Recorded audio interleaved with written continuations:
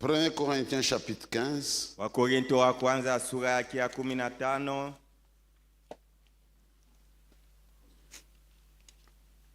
Pour le verset 3. Mstari yake ya 3.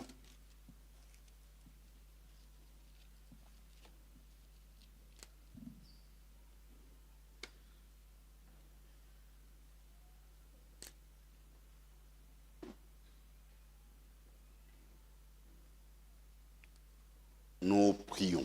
Mbele tutaomba. Notre Dieu et notre Père, Mungu wetu na baba yetu, du fond du cœur, nous te disons merci ce matin. ya asubuhi toka upano wa mioyo yetu tunakupikia asante.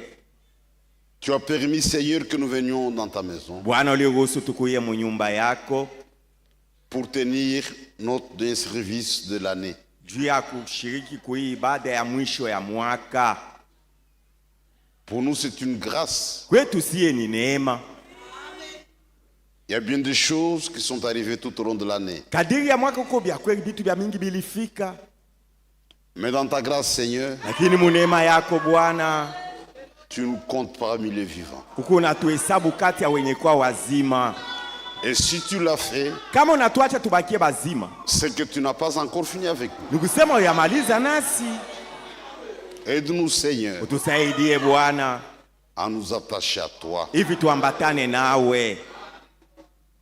Donne-nous des vies totalement dédiées à toi. Basi utupatie maisha ya kujitoa kabisa kwako.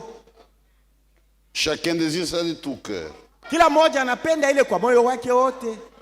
Tiens-nous par ta main, Seigneur. Utushike kwa mkono yako Bwana. Dirige-nous pas dans tes voies. Ongoza hatua yetu mu manjia yako. Bénis mes frères, bénis mes sœurs. Bariki banduku yangu na badada yangu. Ce sont tes voies de miséricorde. Boni biombo ya rehema yako. Tu sais, Seigneur, combien l'ennemi est fâché contre nous. Unajua mara ngapi Bwana adui anatukasirikia.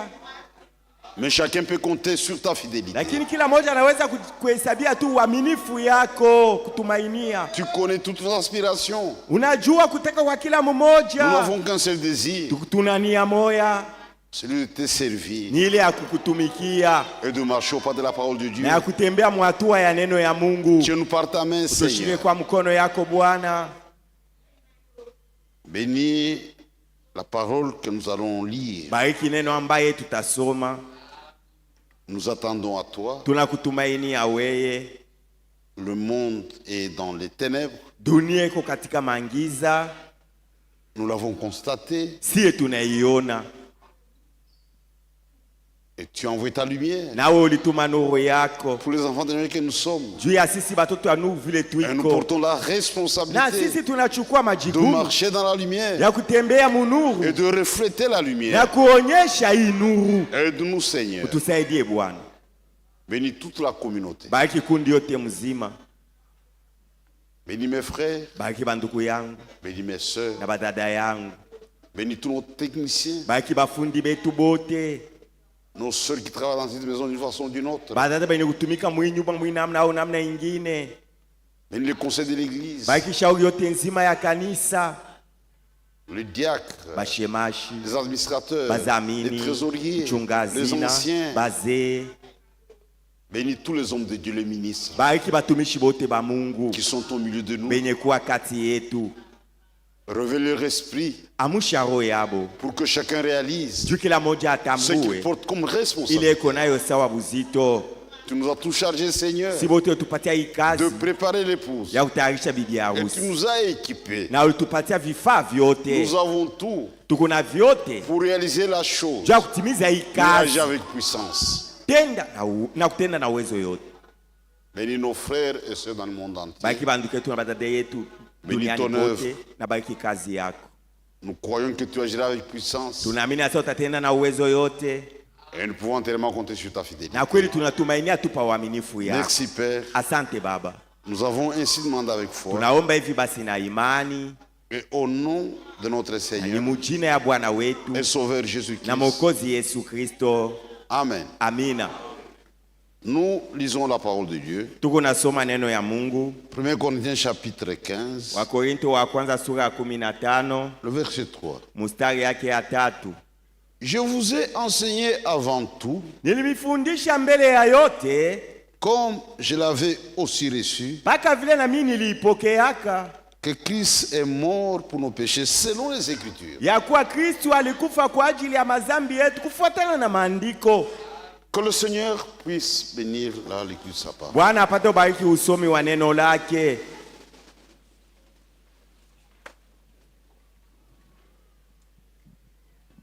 L'écrit que nous venons de lire, Andiko ambaye tunatoka mkusoma c'est Paul qui a écrit la chose. ni Paulo aliandika hayo, Et Paul, il est l'apôtre des païens. na Paulo yeye ndio mtume wa watu wa mataifa. Il dit, je vous ai enseigné avant tout, Asa mbele ya mambo yote mimi nilimifundisha, comme je l'avais reçu, mpaka vile na mimi niliipokeaka, que Christ est mort pour nos péchés. ya kuwa Kristo alikufa kwa ajili ya mazambi yetu. Paul est le modèle de tous les véritables prédicateurs. Paulo ndio mfano wa bahubiri bote bakweli. Tout homme de Dieu, Mtumishi wote wa Mungu appelé du Seigneur, ule Bwana aliita est rempli du Saint-Esprit. na anajazwa na Roho Mtakatifu. S'il rencontre un pécheur, Kama anakutana na mtenda mais il zambi, commence par là. ataanzia po mbele kumhubiri ule mtenda zambi Pas aokolewe, autrement. asitafanya kinyume. Le pécheur n'a pas besoin d'apprendre que Dieu envoie un prophète. Mtenda zambi ana lazima ya kuyua sa Mungu alituma nabii. Ça viendra plus tard. Ni kama na masiku ndio atayua ile mambo. C'est un pécheur. Yeye ni mtenda zambi, Il a besoin du salut. eko na lazima ya wokovu.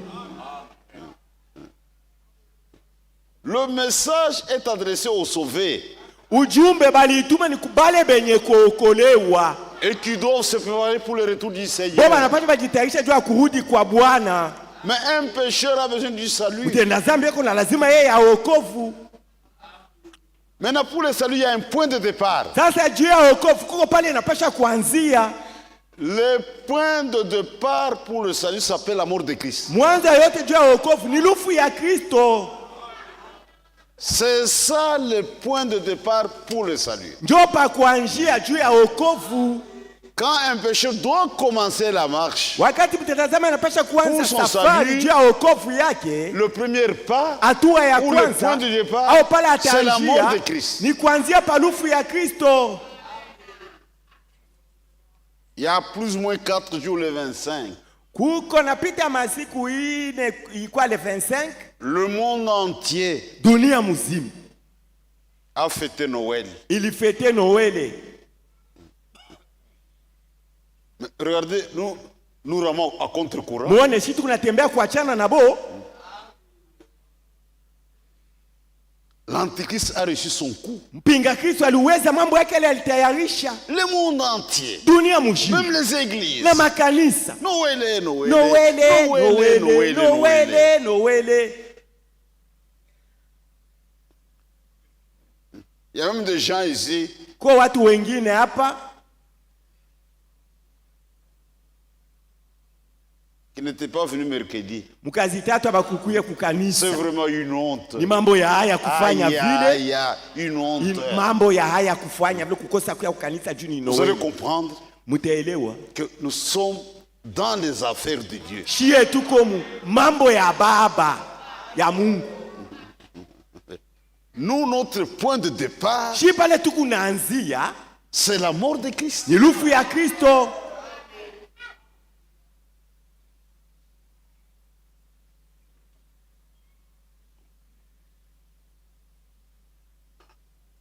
Le monde a perdu l'orientation. Dunia inapoteza njia mule inapasha kutembelea. Nous, on n'a pas affaire à une date, ça n'existe pas. Shi mambo ya data haina mkichwa yetu. Regardez aujourd'hui, Muone leo. nous aurons la Sainte-Sainte le 29. Meza ya Bwana tutafanya leo le 29. Peut-être l'année prochaine, ce sera le 23. Mwaka ijao saa zingine itakuwa ni le 23. Parce que nous prenons souvent le dernier dimanche de l'année, zaidi tunabebaka juma ya mwisho ya même au milieu de mwaka l'année, au katikati ya mwaka, on peut, même chaque mois, hata kila mwezi kati kuna maandamano tunaweza kuifanya. on peut faire chaque mois, Kila mwezi tunaweza kufanya meza ya Bwana. S'il n'y a pas un jour, Hakuna siku hasa, ni siku tu fulani. il n'y a pas un jour, ça n'existe Hakuna pas. siku ile inawekewa sasa ndio siku ya kufanya meza ya Bwana ile.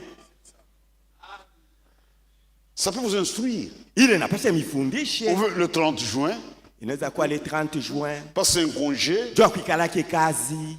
Les Congolais fêtent leur indépendance. Bakongomani beko na fete Nous nous independence. rappelons notre libération. Sisi tunakumbuka vile Bwana Yesu alituweka huru. Ça n'a rien à faire avec ça. Mambo ya date kwetu haina mambo. Il n'y a pas de date. Hakuna date sasa, ni paka tarehe fulani. C'est l'événement là qui compte. Mambo yenyewe ni ile ilifanyika juu ya uhuru yetu ya Et puis, mafaa. même selon la Bible, Hata kufuatana na Biblia, Jésus ne pouvait pas naître au mois de décembre. Yesu angeweza kuzalika mwezi ya 12. Le monde est ivre. Dunia ineshalewa. À la naissance du Christ, Wakati Kristo alizalikaka, le berger et les bêtes se trouvaient à l'extérieur, la nuit. wachunga kondoo na manyama walikuwa nje usiku kumilima. Quand vous allez en Israël pendant cette période de décembre, Ukienda mu Desemba ku Israeli mwezi ya 12, c'est l'hiver. huko maimaka baridi ya nguvu, Il fait très très froid. huko baridi sana. Nous, on n'a pas l'hiver. Shi hatuna ile wakati inaitwa hiver. Sont températures de moins 10, moins 15. Température inaenda -10, -15. Et toutes les bêtes sont dans des enclos. Banyama bote banabaweka mu mazizi mule ndani. Mais même l'histoire. Hata historia yenyewe. Et puis, il y a même une référence historique. Kuko historia ikoonyesha bintu Il y wapi. avait l'édit de César. Kulikuwa kile sheria ya César. Chacun devait retourner dans sa patrie pour le recensement. Kila moja aude mwinchi ya kizalikio yabo juba mufanye recensement. Quand Marie et Joseph arrivent à Bethléem, Wakati Maria na Yusufu Maria wanafika a mu couché. Bethlehem, Maria donc alizala d'après pale. l'histoire, Kufuatana na c'est historia, presque à la même période là, on peut voir livre d'histoire, on peut trouver ça. kitabu ya historia utakuta ile C'est mambo pas yanaonyesha mwezi wazi aina mwezi ya 12. Et pendant l'hiver, Wakati ile inaitwa hiver. on ne peut pas créer un tel mouvement Hakuna namna bantu bantu kutembea tembea. parce qu'il n'y a pas de voiture. Jule wakati Il y a kwa pas miotoka au avion. Les gens c'est à pied. Bantu bazo tembea lwa mukulu. À pied pendant l'hiver. Wakati ya maimakase ko mubalabala Ils vont wote tembea. geler. Shi maimakase atakubamba na kushindwa kufanya kintu. Donc même la date est faussée. Date yenyewe baisha Mais kuikotola la mbele. date pour nous, ça ne nous intéresse pas. Mambo ya tarehe kwetu haina na mafaa kwetu. C'est l'événement en soi qui nous intéresse. Ni mambo yenyewe ilifanyika juu ya ile wakati njoo iko ya mafaa kama tunaisema. À la naissance de Christ, Wakati Kristo alizalika, c'était une affaire de minorité. bantu kiloko njoo baliwake ile mambo. Le berger seulement. Bachungaji peke yabo. Le reste était dans l'ignorance. Bantu bengine abakujuwaka kintu. Le monde était un peu informé. Bantu ya dunia bakuyuwaka hata kintu. Mais regardez aujourd'hui, c'est le Sasa monde muone leo entier. bantu bote mu dunia banayua. C'est pourquoi la véritable action de Dieu Ndio maana kitendo cha kweli cha Mungu akataka pour kufanya aujourd'hui juu ya ne leo concerne qu'une minorité. ni bantu kiloko tu ndio banayua ile L'histoire mambo. se répète. Mambo ya zamani iko nafanika na leo tena. Le passé, c'est plus facile. Bila bibitika zamani teke teke bantu Mais kubijua. le présent, Hivi iko nafanyika leo qu'est-ce que sasa. Dieu est en train de faire maintenant? Mungu yuko nafanya nini leo? C'est une affaire de minorité. Bantu kiloko ndio banayua.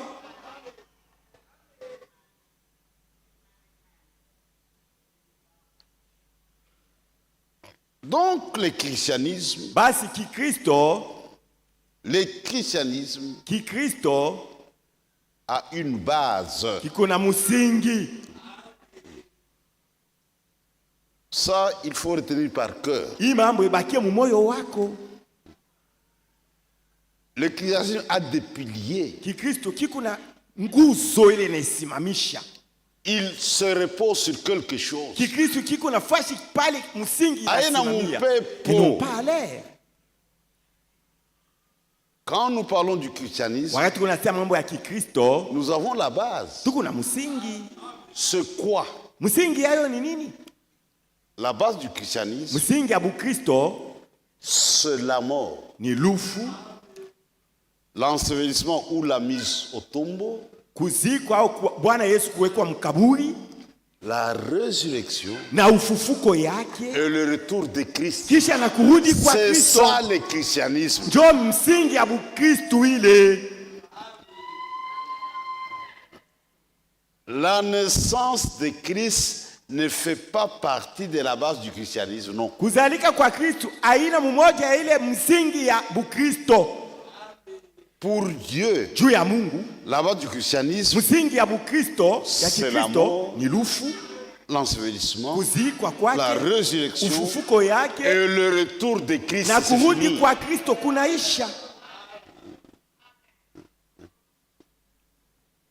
Maintenant, l'antichrist a aveuglé le monde. Mpinga Kristo anafanya bantu bakwe babipofu sasa.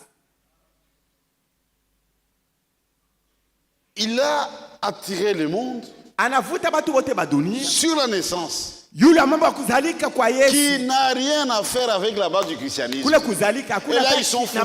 mafamu mambo msingi ya Bukristo pale bantu wote Regardez wanapotea. comment Paul parle. Muone gisi Paulo yuko Je nasema. vous ai enseigné avant Asa tout mbele ya yote que Christ est mort pour nilimfundisha nos péchés. ya kuwa Kristo Il a alikufa juu ya dhambi commencé yetu. par là. Anaanzia palufu ya Kristo, À la loi et au témoignage. kusheria na kushuhuda. Si l'on ne parle pas ainsi, Kama bantu abaseme muhii namuna, il n'y aura pas de lumière pour le peuple. batu abataona nuru. Le Dieu qui a créé toutes choses, Ule Mungu aliyeumba bitu yote, le Dieu l'auteur de la Bible, Mungu ule aliandika hii Biblia, il a écrit l'histoire du salut. aliandika historia ya wokovu, Il a utilisé un peuple alitumia watu wamoja pour écrire l'histoire du salut juu waandike historia ya wokovu, sous forme de types d'ombre. ile ikuwe sa mifano bimvuri. Tout ce que nous avons aujourd'hui, Mambo yote tuko nayo dans le leo Nouveau Testament, mwagano il y a jipya des types, kuko il y a mifano, des ombres kuko bimvuri. dans l'Ancien Testament. Mwagano la kale, Je lance un défi. mina leta pinganisho moyo. Trouvez-moi une ombre dans l'Ancien Testament Munionyesha kimvuli mwa mwagano la kale de la naissance du Fils de Dieu. ya kuzalika kwa mwana wa Mungu. Haina ombre. Ça n'existe pas. Haina Ça ombre. n'existe pas. Dans Lévitique, Muwalawi, Dieu lui-même proclame ses fêtes.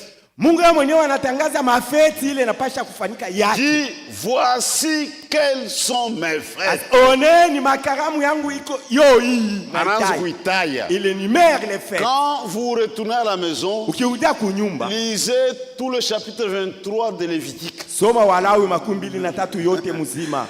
Chaque fête Kila feti c'est un type qui a une réalité dans le Nouveau Testament. ni mfano ukweli hayo litimilika mwagano jipya. Il n'y a aucun type en rapport avec l'Aïnako. Hakuna hata mfano mwenye ambatana kuzalika kwa mwana wa Mungu. Ça n'existe pas. Aïnako. Hakuna hata picha mwa mwagano la kale. Lévitique 23. Walawi 23. Lévitique 23. Walawi 23.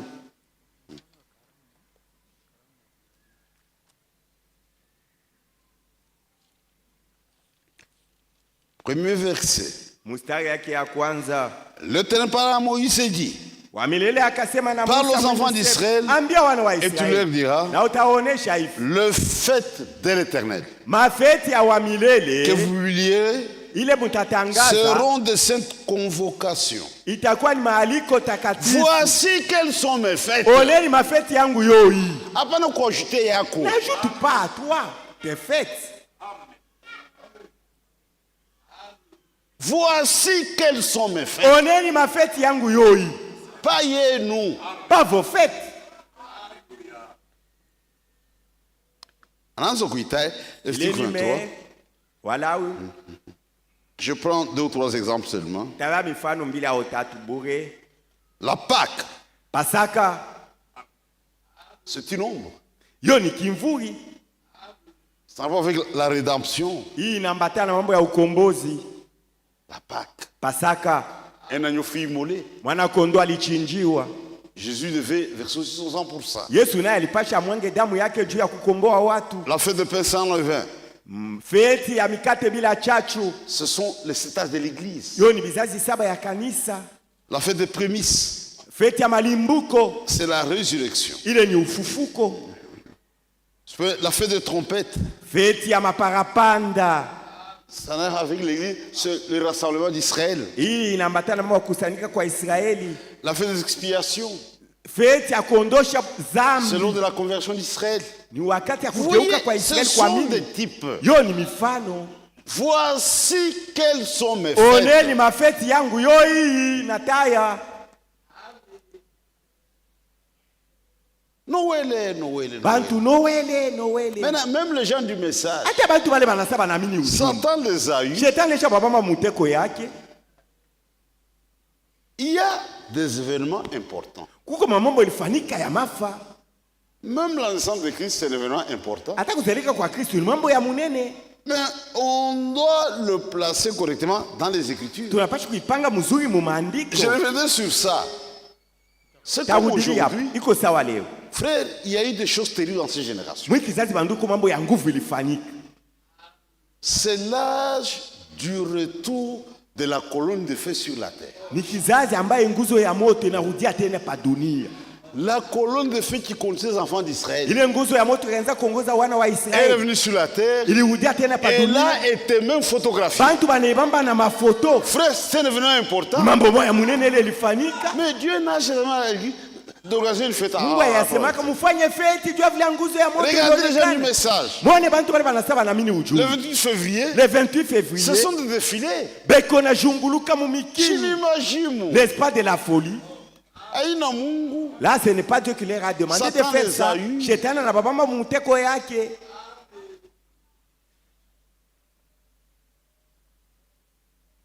Frère Branham, Ndugu Branham, aujourd'hui son ministère, mwanzo ya huduma il reçoit yake une commission. akapata kazi ile Mungu alimupa. Dieu lui parle Mungu akasema devant naye des témoins. mbele ya bashuhuda. On a vu la nuée. Bakaona ile Ce sont liwingi. des événements. Nayo shi mambo Mais on munene doit pas ilifanyika. fêter ça. Hatuwezi kuifete juu ya ile. Non. Hapana.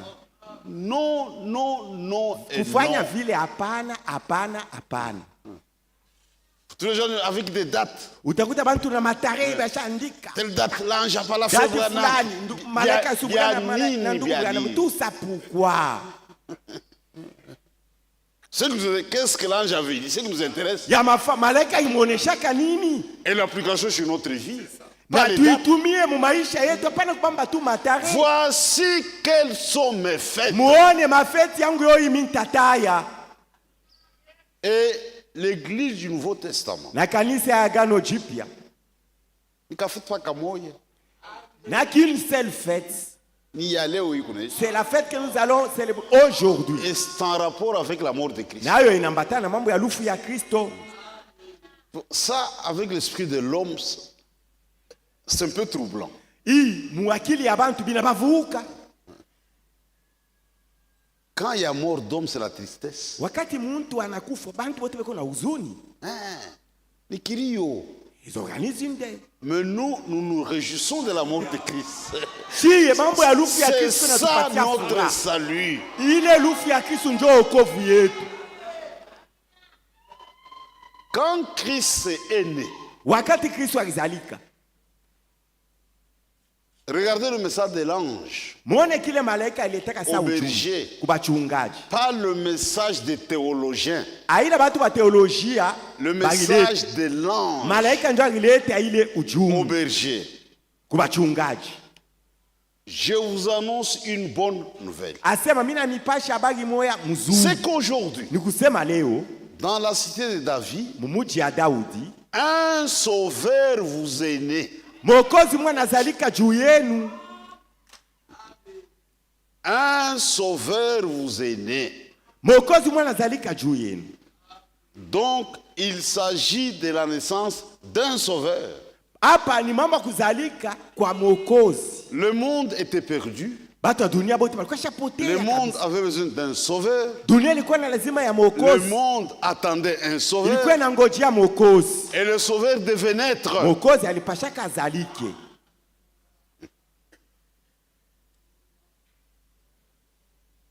Le sauveur devait naître. Mwokozi ilipashaka azalike. Mais il n'y a qu'un seul sauveur. Mwokozi eko tu ni moya.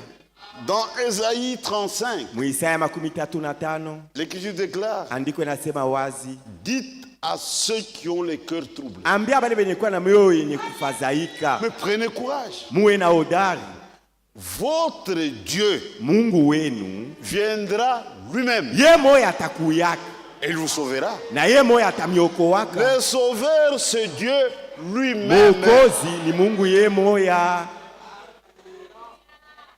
Ce n'est pas une deuxième personne de la Trinité. Aina mutu wa pili mutatu Le butakatifu. sauveur, c'est Dieu lui-même. Mwokozi ni Mungu ye moya. Le sauveur qui vient, Ule mwokozi eko nakuya c'est Dieu ni lui-même. Mungu ye Il moya. viendra lui-même. Ye moya Il vous atakuyaka sauvera. na atamiokoa.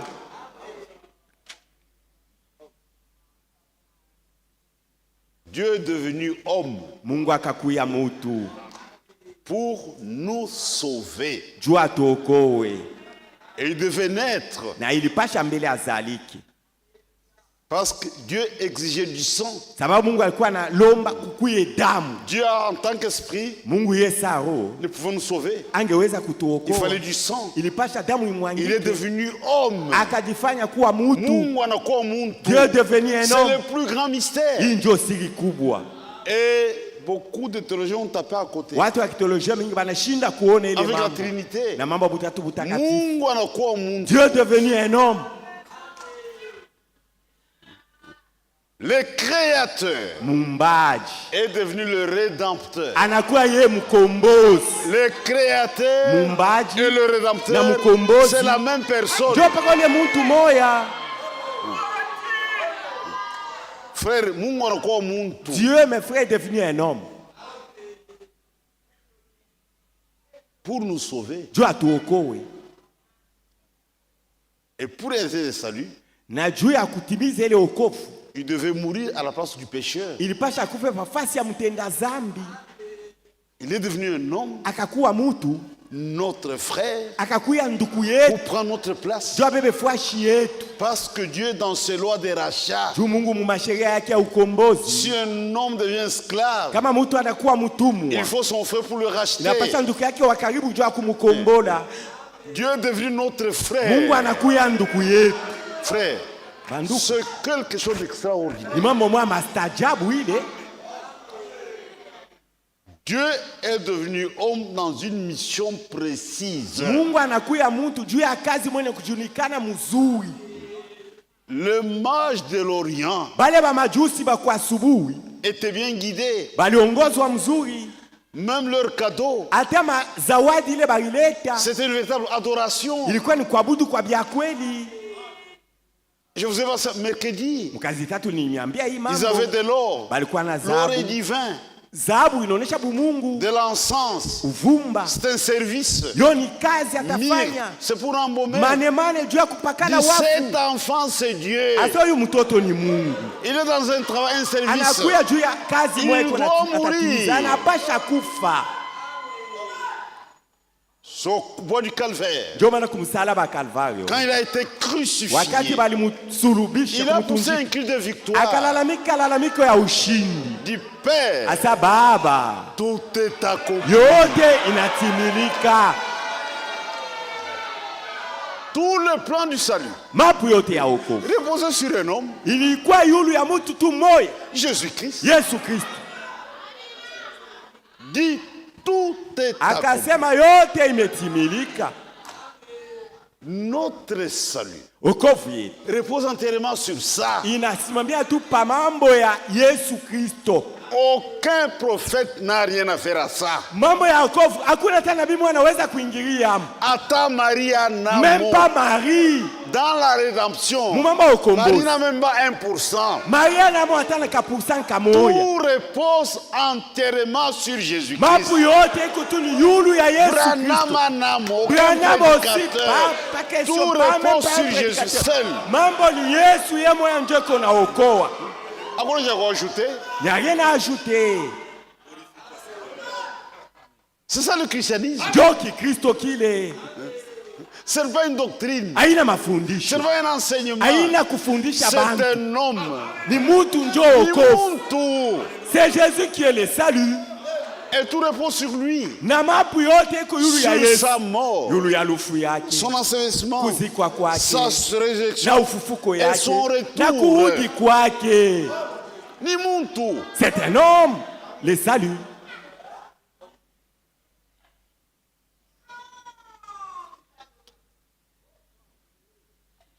Il était né pour mourir. Alizalikaka juu ya kufa, Mourir à la place du pécheur. akufe pafasi ya mtenda Le zambi. pécheur, c'est toi, c'est moi. Mtenda zambi ni wewe na mie. C'est ça la bonne nouvelle. Ndio habari njema ile. Dit quelqu'un est venu Mtu mmoja alikuya pour nous racheter. juu ya kutukomboa. Il va payer le prix maintenant. Ilipasha alipe bei. Ataturipi andeni. Il paiera notre Nous allons dette. devenir libres. Tutakuwa C'est huru. ça la bonne nouvelle. Ndio habari njema ile. Mais les gens fêtent Noël, Batu bako na fete Noel. mais ils n'ont rien bénéficié. Abapatie mo kintu. Frère, c'est un cadeau. Ile ilikuwa ni zawadi Il kuzalishwa faut le kwake. recevoir. Ilipasha kuipokea ile zawadi. Mais regardez les voies de Dieu. Sasa muone manjia ya Mungu. Le cadeau est enveloppé Zawadi baliweka mkifuniko. dans des langes. Mubimango bali banafunga mushingo wa banyama. Et le monde est passé à côté. Bantu ya dunia balishindwa kuona ile zawadi. Le cadeau fut déposé à l'étable. Zawadi banaweka muzizi. Un endroit inapproprié pour l'homme civilisé. Ile mtu wa kizungu achizobeleye. Anafanya kunini? Qu'est-ce qu'il ira faire à la ferme? Juste la même chose. Leo ni mambo moya moya iko nafanyika tena. C'était enveloppé. Ilifunikwa mubimanguo.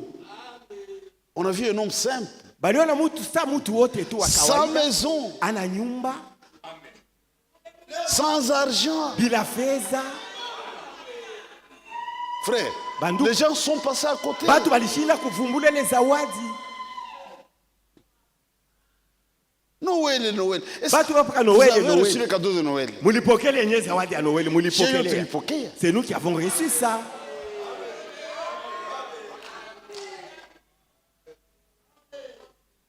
Le christianisme a une base. Kikristo kiko na musingi.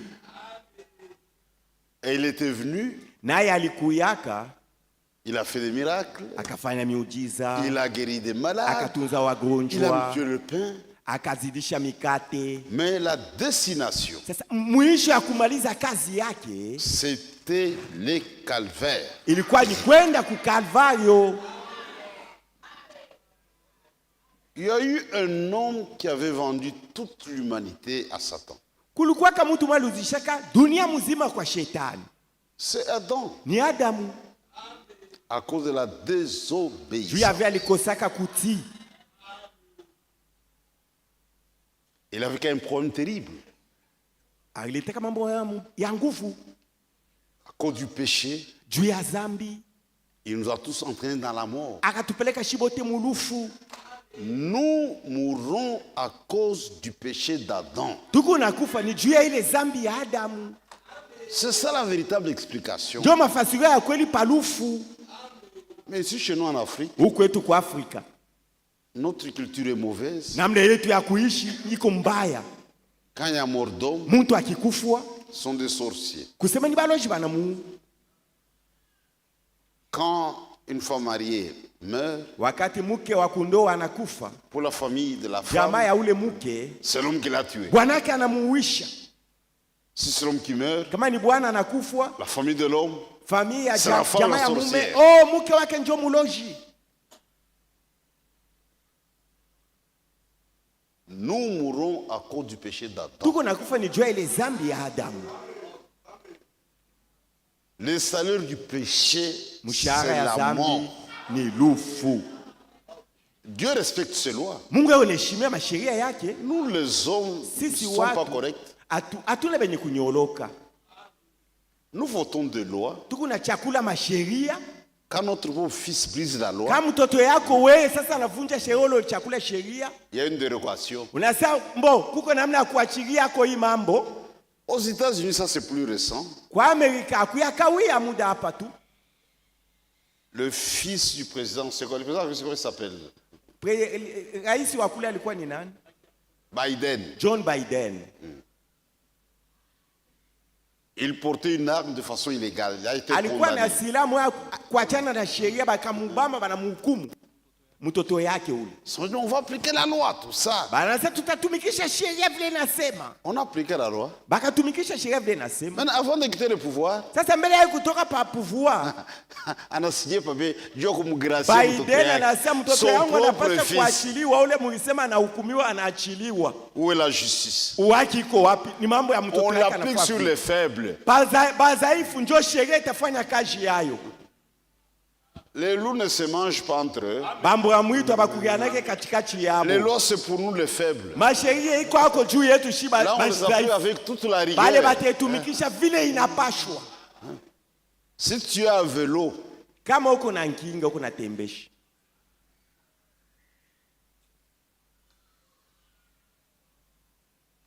tu croises un piéton, unakutana na mtu unatembea lwa mukulu, tu le renverses, unamukonga, anakufa, et c'est ton mère, utaenda mukasapa. tu rentres en prison.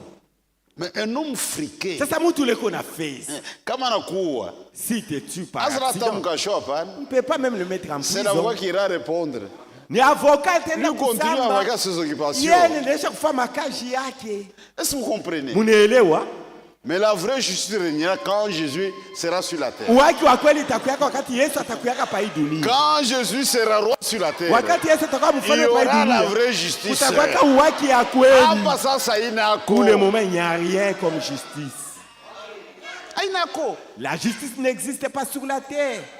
Inako. Ça n'existe La pas. vraie justice, Uwaki ya c'est kweli. quand Jésus sera roi sur la Ni terre. wakati Yesu atakuyaka Hapa mfalme pa hii sasa dunia. Pour le inako. moment, il n'y a rien. Adam, il a brisé la parole de Dieu. Adamu akavunja neno ya Mungu. Dieu n'a pas fait de dérogation. Mungu asikusema sasa ni mtoto yangu hakuna tu mambo. Asema utakufa. Il dit tu mourras certainement. Shibiri kuambia, Je t'avais dit Utakufa, cependant, unaona tu mourras, utakufa. tu dois mourir maintenant. frère, depuis Adam, Tokea Adamu, la mort est entrée lufu lukaingia. par un seul homme. Kupitia muntu moja, La mort s'est étendue sur tous les hommes. lufu lukazambalala yule ya watu wote. Même ceux qui refusent de croire la parole de Dieu. Hata kama unakatala kuamini neno ya Mungu. Mais la parole s'applique sur eux. Neno bali bao nakatala lufu lutabafikia Mungu paka. anako. Ils disent Dieu n'existe plus. C'est très bien. N'existe pas. Alors, Mungu bien. anako, c'est très Il bien. n'existe pas, c'est bien. La Bible dit, Mungu ana Biblia inasema. l'insensé dit que Dieu n'existe pas. Pumbafu anasema Mungu Ah, anako. bumbafu. L'insensé. Uko bumbafu Tu es seulement. un insensé seulement. Mais kama unakufa explique, unakufa je? Comment est-ce que tu meurs quand tu meurs? Si sauti ya Explique. Mungu inapiga sur toi maintenant. La parole de Dieu vient de se réaliser sur toi. Quand vous mourrez, Ukikufa, vous prouvez que vous descendez d'Adam. unaonesha soko mtoto wa Adamu na wewe. C'est ça l'explication. Job ya kufasiria bile.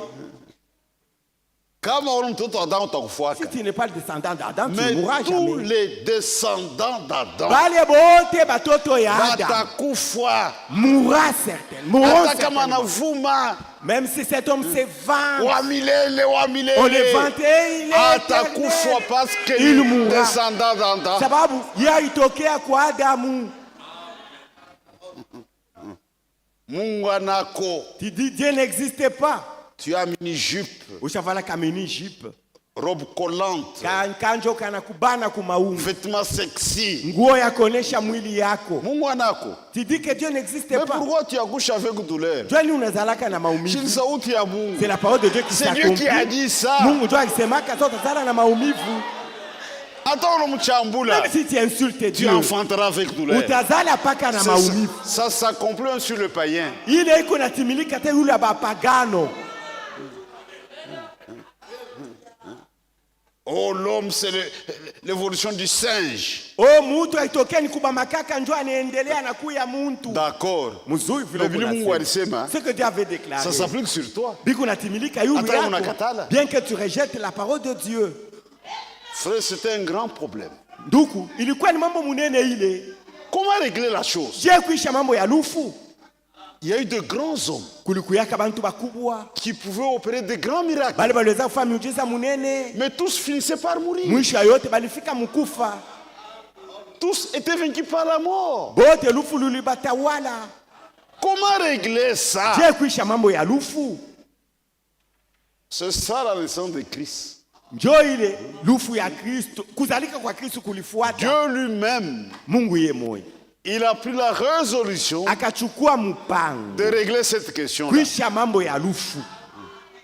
Aucun homme n'a été trouvé capable, digne. Hakuna mtu ile walimkuta On a anastahili. regardé partout. Bakaangalia fasi yote. Mungu asema par amour, Diana sasa juu ya mapendo Par yangu. amour. Juu ya mapendo yangu. minenda. Moi-même je vais descendre. Je vais prendre la peine sur moi-même Mi mwenyewe ile hukumu taibeba. et je vais régler la question. Taisha mambo ya lufu. Donc il y avait une question Palikuwa ulizo mwa pale. qui est demeurée insoluble pendant beaucoup d'années. Ile mambo haikupata jibu miaka na miaka. C'est laquelle? Ni mambo kani? La question du péché. Ile mambo ya zambi. Le salaire du péché Musara ya ou la zambi. peine du péché, Au malipizi ya zambi. c'est la mort. Ilikuwa ni lufu. Maintenant, il y avait le péché, Palikuwa zambi. conséquence la mort. Kile kitafuata ni lufu ndio luku Maintenant, nafuata. il fallait régler ça. Ilipasha kuisha ile mambo. Dieu Mungu anakuwa yeye mwenyewe Ainsi que Dieu est descendu seul. parce qu'aucun homme n'a été trouvé dit. Jua kuna ule mtu walimuona anastahili. Dit par amour, Anasema juu ya mapendo ile niko nayo juu ya bangu. je descends moi-même sur la terre Mimi mwenyewe tashuka pa pour dunia. régler cette question. Niishe hii mambo ya lufu na ya zambi. D'après ma loi. Kufuatana na sheria yangu mimi Mungu. Mais le pécheur doit mourir. Mtenda zambi anapasha kufa. Je prends la place du pécheur Mimi nitabeba fasha mtenda zambi. et je vais mourir à la place du pécheur. Takufa pa fasha mtenda zambi.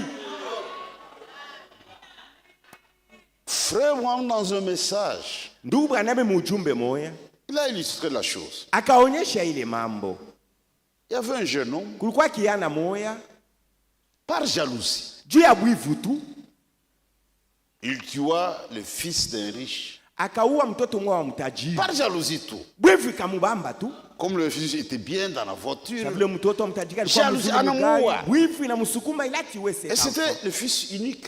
Ndio mtoto wa pekee wa ule mtajiri. Pendant qu'on cachot prison, Cet homme a été mis en prison. anaanza kukonda. Et il perdait la santé.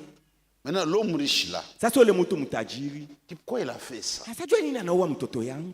Par jalousie. Bwivu tu ilimubamba. Anachète au boulot. Il a eu pitié de cet homme.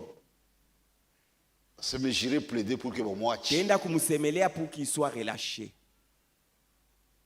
Et il va voir le juge. Akaenda kuona uamuzi. Le jeune homme là qui a tué mon fils. Ule kiana aliua mtoto yangu. Je demande à ce qu'il soit libéré. Et je veux même l'adopter. Kisha tambeba yeye akuye sasa mtoto yangu. Parce qu'il a tué par jalousie. Alimuua mtoto wangu ni juu ya bwivu. Akuye qui devient mon héritier. Yeye ndio atakuwa mrithi wangu sasa. Donc on a mshanga. Les hommes c'est Quelqu'un qui a tué ton fils. mtu anaua mtoto yako wewe. Tu demandes deux choses pour cet homme. Unalomba vitu mbili Sa libération bamufanya et kwa l'adoption. kisha tombeba kwa Oui. mtoto yako kufuatana na sheria anasema ndio. L'homme était en prison. Ule mtu aliuana alikuwa lwake mubuloko. Il voit le père du fils qu'il avait tué devant la porte.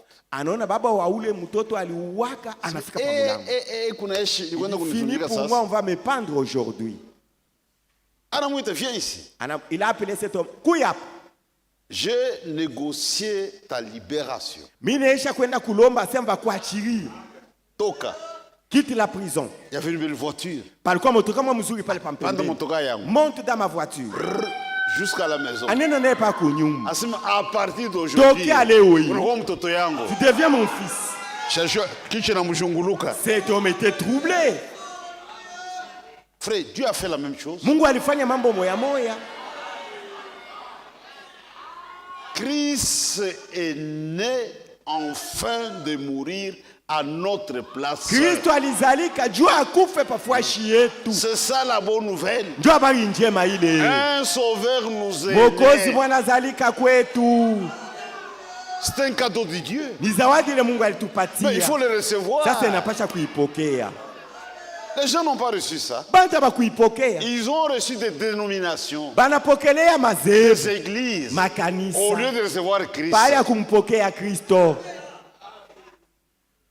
Même dans ce message, hata mwi ujumbe c'est une folie. ni mambo ya bubumbafu. Comment un homme normal peut-il déclarer Mtu wa akili yenye kuendelea anaweza kusema j'aime je, Branham plus que Jésus? mimi nampenda Branham kumpita Yesu? Ça c'est très grave. Kusema vile shi mambo ya hatari. Ça sont des démons. Ni mademo inakusukuma useme J'aime Jésus plus que mon père. mimi nampenda Yesu kupita baba yangu. J'aime Jésus plus que ma mère.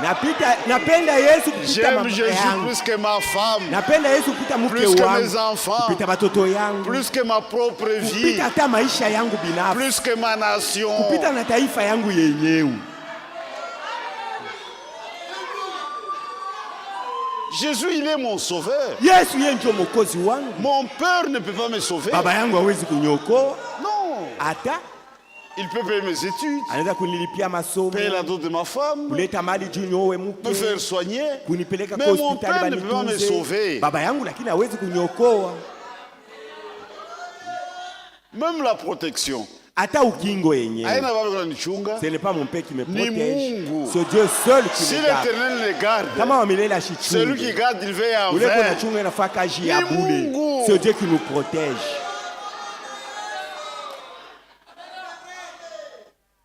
Et Dieu est venu dans l'homme Jésus. Na Mungu alikuwa ndani ya huyu mtu Yesu. Il dit, je vais maintenant régler mambo. Ça, je vais régler la Tout question le de monde la a mort. échoué. Bantu bote banashindwa. Je vais moi me régler. Mimi nitaisha hii Dans mambo. l'homme Jésus. Ndani ya huyu mtu Yesu. Et c'est au bois du Calvaire. Na ndio kumsalaba ya Kalvario. C'est ça le point du départ du christianisme. Ukristo buku na njia palufu ya Yesu. Maintenant, regardez les églises de l'Antichrist. Sasa muone makanisa ya mpinga Kristo. Bon Noël, Noël. Beko na fete Noël. Ce sont les églises de l'Antichrist. Ni makanisa ya mpinga Kristo. Mais quand c'est à Yesu, Mais l'église de Jésus. point de départ, Pale beko naanzia bo. c'est la mort. Ni lufu ya Yesu. Dieu pas de koranzia. C'est le point de départ.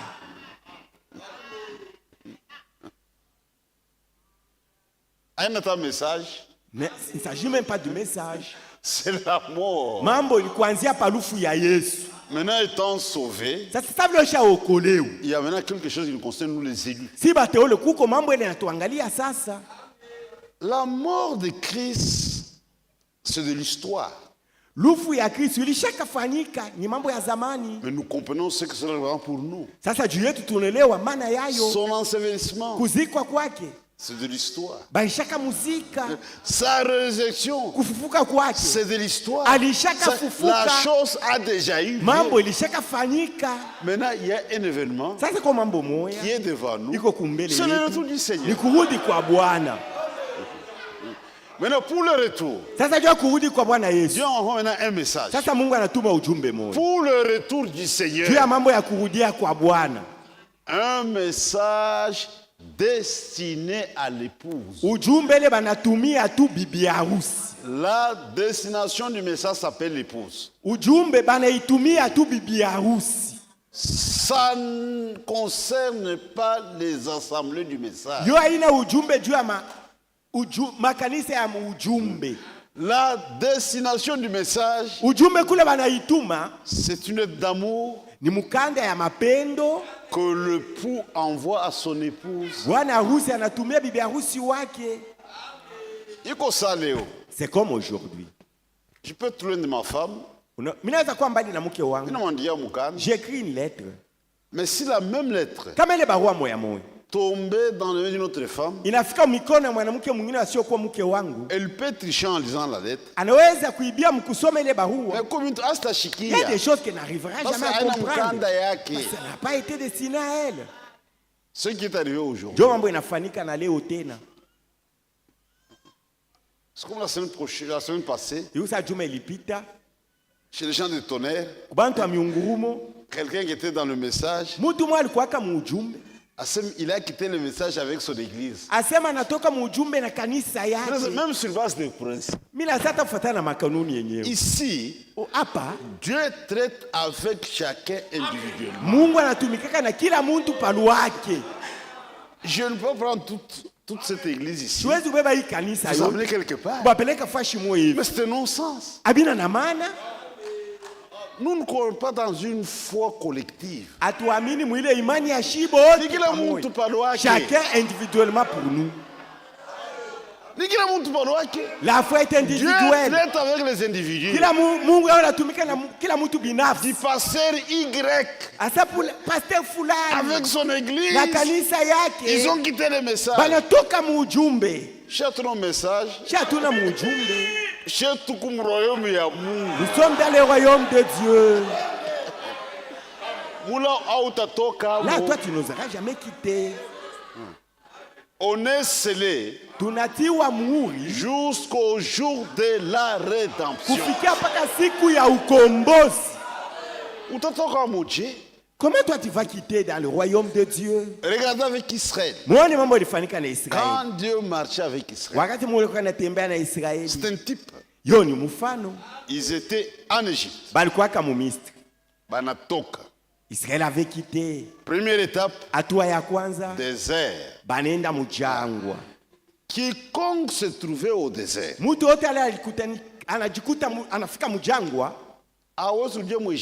pouvait pas rentrer en Égypte. Si c'est un candidat pour la mort, il mourra au désert. Parce que pour atteindre le désert, il fallait traverser la mer Rouge. Et Dieu avait opéré un miracle. Il avait coupé les eaux. Maintenant, étant au désert, Catherine, tu ne seras pas rentré. Tu mourras au désert. Tu ne peux pas rentrer en Égypte. Après le désert, c'était le pays promis. Canaan. Jourdain aussi. Il fallait traverser. Quand on a fait Kamoulé, si tu arrives en Canaan, tu ne peux pas rentrer au désert. Sinon tu mourras là en Canaan.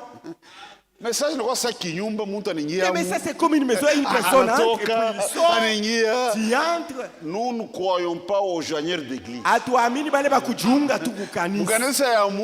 Dans l'église de Dieu vivant, il faut naître. Il n'a pas chose à dire.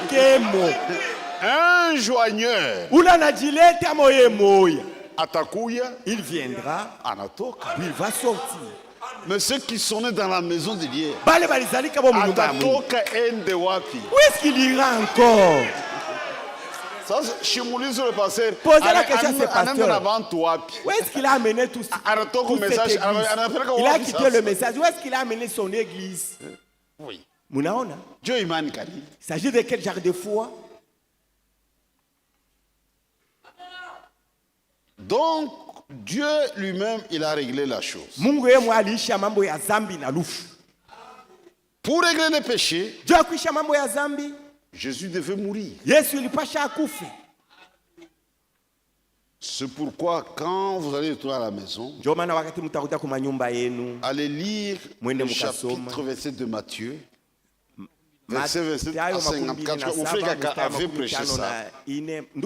Au mois de novembre. Ce jour-là au Calvaire. Ce jour-là au Calvaire. Dieu est devenu un homme en Christ pour aller mourir au Calvaire. Frère, lisez les événements. C'est un jour terrible. Il fallait ça. Je vous ai dit, pour nous, le point de départ, c'est la mort. Parce que les vrais enfants de Dieu ne sont pas nés dans la naissance de Christ.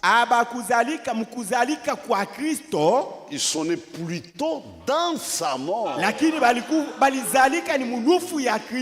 Jésus l'a bien illustré. D'ici le grain de blé qui est tombé en terre ne meurt pas, mais il reste seul. Mais s'il meurt, il porte beaucoup de fruits. Quand Dieu a voulu avoir beaucoup d'enfants, il devait s'aimer. ilipashwa apande. Et la vraie semence était Christ. Mbegu ya kweli ilikuwa ni Kristo. Christ est la semence de Dieu. Kristo yeye ndio mbegu ya Mungu. Chacun d'entre nous, kila moja kati yetu, sur le plan naturel, vile iko maumbile, c'est la semence de son père. Yeye ndio mbegu ya baba yake. Que chaque semence kila mbegu se reproduise izalane selon son espèce. Kufuatana na kile iko. C'était la semence de Dieu. Kristo alikuwa ni mbegu ya Mungu. Mais Dieu a semé ça. Mungu akapanda ile mbegu. Ça devait mourir. Ilipasha ikufe. Pour libérer d'autres enfants. Tuizale batoto bengine. Nous sommes nés dans la mort de Christ. Tulizalika pas dans sa naissance, apana dans la mukuzalika mort. kwake mulufu yake ndio mle tunazalika. Si nous voulons avoir de vrais enfants de Dieu, kama tunapenda kuwa na batoto ba Mungu ba kweli, l'adresse correcte, fashi ya kubapeleka bya kweli, c'est Golgotha. Wendo bapeleke pale Golgotha. Aina Noel hapana. Ushi wakokote mambo ya Noel. Golgotha. Wafikishe pale Golgotha. Et ce jour-là, na ile siku, Dieu a réglé une fois pour toutes Mungu alimaliza mara moja kwa lote la question du péché. Mambo ya zambi.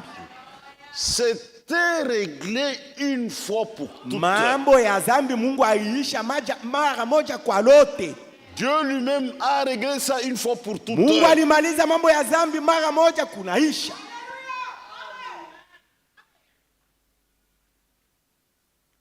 Et frère Branham, ndugu Branham, dans la prédication ce jour ça au calvaire, mwile mahubiri yake ile siku pale Calvario, dit c'est tout le jour asa ni siku yote qu'on devrait se souvenir du calvaire. Tunapaswa kwanza kumbuka mambo ile ya pa Calvario. Regardez les églises de l'Antichrist. Muone makanisa ya mpinga Kristo. Noël c'est le 25 décembre. Noël ni paka le 25 décembre. Après le 25 décembre, kisha le 25 décembre fini. Il faut attendre une année. Bachunge mwaka ingine tena. John Noël ingine. Ils vont célébrer Noël encore. Mais avec la mort de Christ, sasa na mambo ya lufu ya Kristo, c'est différent. Inaachana na mambo ya Noël. C'est tout le jour. Asa mwanze kusherehekea yo kila siku. On devrait se souvenir du calvaire. Tunapaswa kwanza kumbuka mambo ya Calvario siku yote. C'est ça un chrétien véritable. Mtu wa kweli ndio vile anafuania. Il a le calvaire devant lui. Calvario iko mbele yake siku yote. Vous vivez dans cette présence-là. Huku naishi, huku nakumbuka paka Calvario. Quiconque vit dans cette présence. Mutu wote wanakumbuka Calvario siku yote. Utavoir la mini-jupe. Comment tu vas porter la mini-jupe? Utavoir mundumba. Comment tu vas te prostituer, ma soeur? Frère, utavoir un zambi. Comment tu vas commettre le péché? Si vous êtes dans cette présence tous les jours. Kila siku wanakumbuka Calvario. Ce n'est pas seulement aujourd'hui qu'il faut se souvenir de ça. Ne soyez pas catholique du message. Ushikwe catholique wa mujumbe. Nous allons nous rappeler bien sûr. Bien que tutakumbuka même en dehors de ça. Hata kama tuna na fête ya meza ya Bwana. Le calvaire est devant nous de façon permanente. Calvario kila wakati iko mbele yetu tukunaiona. Ne soyez pas catholique du message. Ushikwe catholique wa mujumbe. Non, aujourd'hui, à Sainte-Sainte, je n'ai pas de problème. Viens arranger mon frère. Non. Avec moi, je n'ai pas de problème aujourd'hui. Kila siku ni unatengeneza maisha yako. Tous les jours. Siku yote. Je me souviens de ça. Nikunakumbuka lufu ya Yesu. Quand je me réveille, minakumbuka. Quand je marche partout. Nikutembea au service. Mubis. J'ai le calvaire devant Calvaire nikupaka nikumbuka. C'est ça un chrétien. Mukristo ndio vile anafuanyaka. C'est une présence. Yeko nakumbuka Calvario kila wakati. Il n'y a jamais un jour comme celui-là. C'est le siku pale Calvario. Il n'y aura jamais. Na itakuyaka. C'est le jour le plus glorieux de tous. Ile siku ndio ya utukufu ushindia mashiku yote. Il est chiku. Ce jour-là. Frère, banduku, même la nature a rendu témoignage. Même a rendu témoignage. Même les militaires incrédules. Dit cet homme. Assurément. Il était fils de Dieu. Certainement. C'est le jour le plus glorieux. Ndio siku ya utukufu kushindia yote. Parce que Dieu avait réglé une fois pour toutes la question du péché. Alishaka mara moja kwa lote mambo ya zambi. Regardez au temple. Muone kwekalu. Les gens n'étaient pas informés que Dieu faisait l'histoire du salut. Et continuent avec leur service. Et continuent avec leur service. Maintenant, Dieu descend pour tenter de les aider. Il y avait des parties. Il y avait le lieu très saint qui était caché. Avec un voile. J'imagine. Ils étaient assis comme aujourd'hui nous sommes là. Faisant leur cérémonie. Je crois que il y a eu quelque chose. Ils ont observé. Pour la première fois, où le voile s'est déchiré de haut en bas.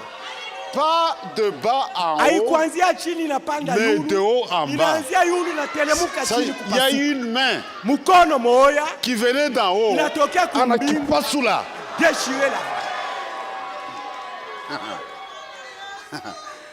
Là aussi, le lieu qui était très caché. Tout le monde a vu ce jour-là. Où t'as condamné Nani? Tu vas condamner qui? C'est venu de haut en bas. Dieu dit aux gens, Angaria, regardez, hein? Maintenant l'accès est libre. Allez-y maintenant. Mais ils n'ont pas vu ça. Ils n'ont pas saisi la chose. On a continué ma cérémonie.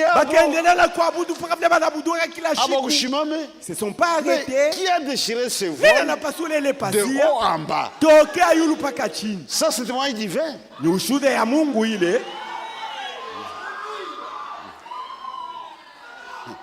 C'est avec la mort de Christ. L'accès au trône de grâce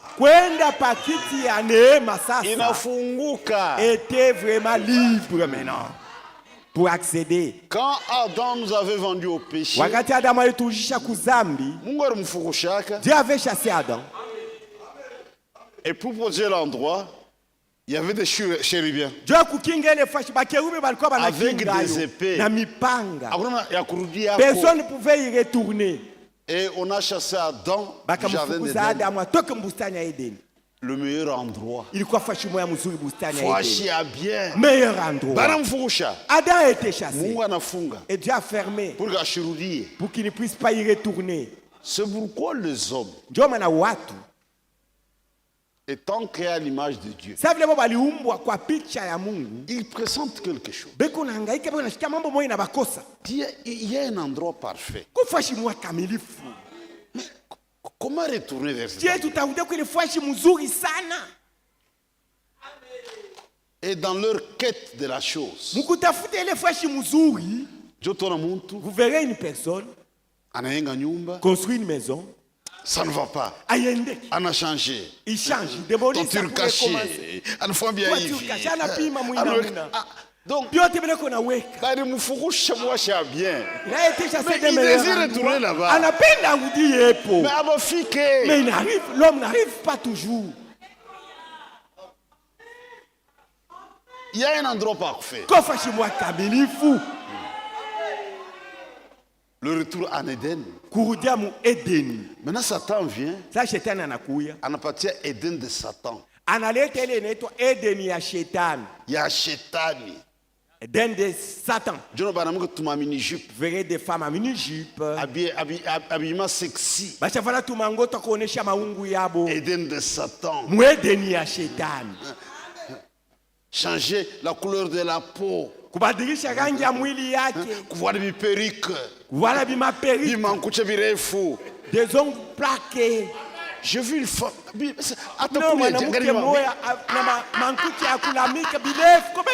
Comme un démon. Ça démon.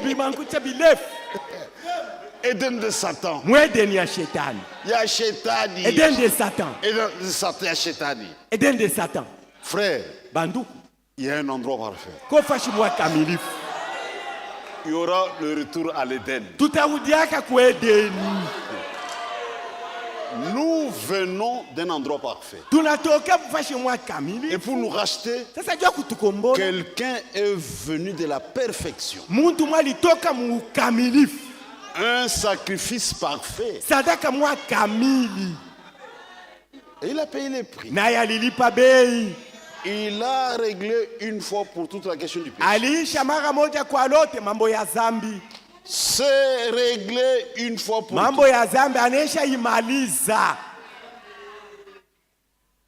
C'est le jour le plus glorieux de tous. Il n'y a pas un autre jour. Quand Jésus se mourait au bois du Calvaire. La naissance n'a rien à faire avec ça. C'est le jour le plus glorieux. Il est chico. Du Père. Tout est accompli. Tout est accompli. Et il est monté au ciel avec son propre sang. Dit, tu as exigé du sang. Mais le sang est là. Dieu dit, toi, tu as obtenu pour tous les hommes un salut éternel.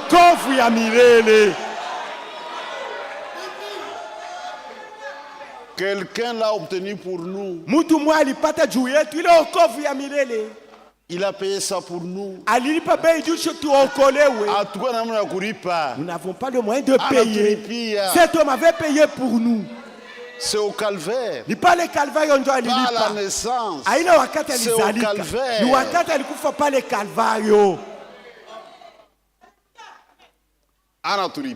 Il a payé pour nous.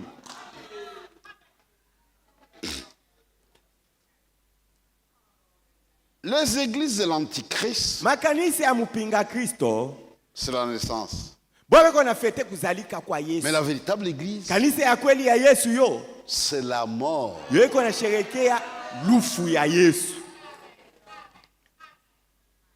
À la loi et au témoignage. Si l'on ne parle pas ainsi, il n'y aura pas de lumière pour le peuple.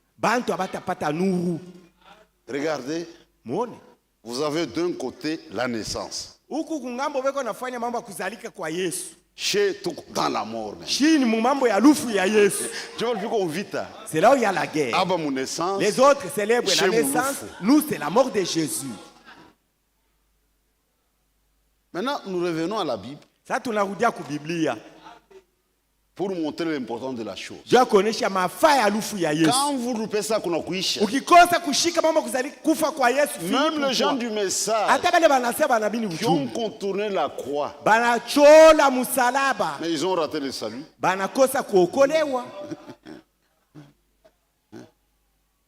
Mais les gens de dénomination qui ont placé leur foi dans la croix, ils auront la vie après le jugement du trône blanc. Mais quelqu'un du message qui a contourné,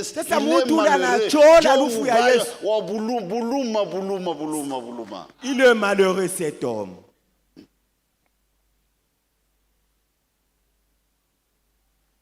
Regardez, le père de croyants s'appelle Abraham. C'est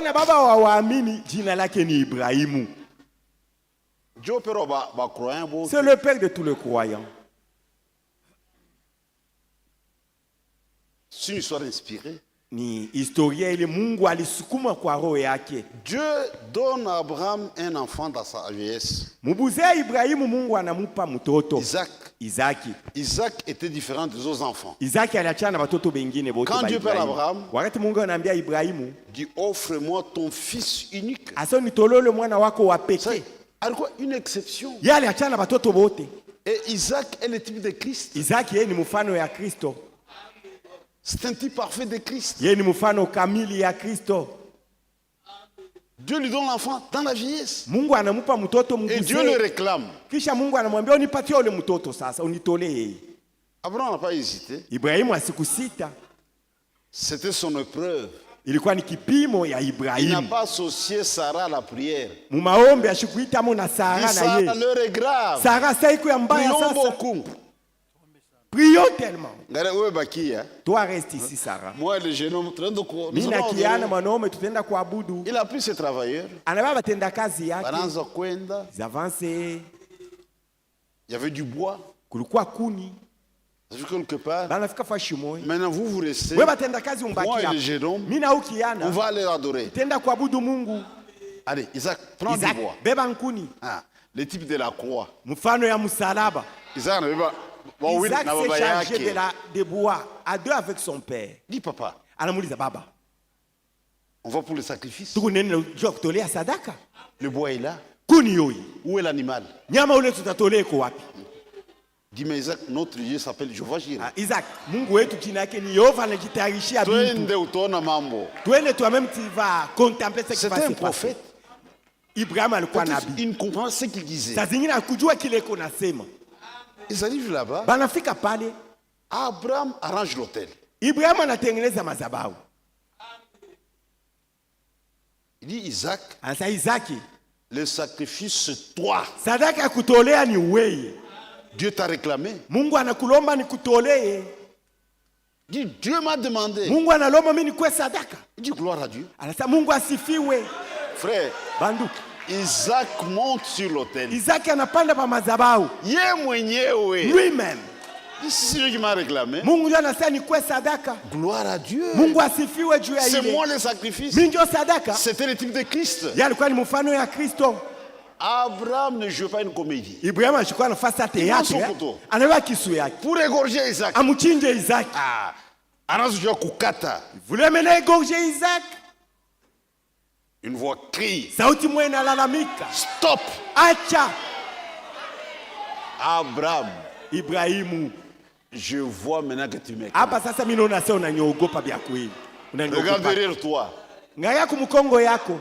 Anaangalia un bélier. Anaona kondo dume. Il dit Isaac. Sasa Isaki. N'étais-je pas dit Sikukuonesha que notre Dieu s'appelle Jéhovah Jireh? Mungu wetu anajitayarisha vitu yeye moya. Regarde le bélier là. Isaac anashuka. Isaac est descendu de l'autel. C'était le type de la croix. Unaona ilikuwa ni mfano ya msalaba. Qu'est-ce que j'essaie de vous montrer? Unapima kumionesha nini? Ça dit tous les personnages bantu bote bali de l'Ancien Testament étaient des ombres préfiguratrices de la croix. Ça c'est Abraham. Ibrahimu anaonesha ile na yeye picha. Moïse lui-même. Musa yeye moya. C'est dans Exode 13. Kutoka 13.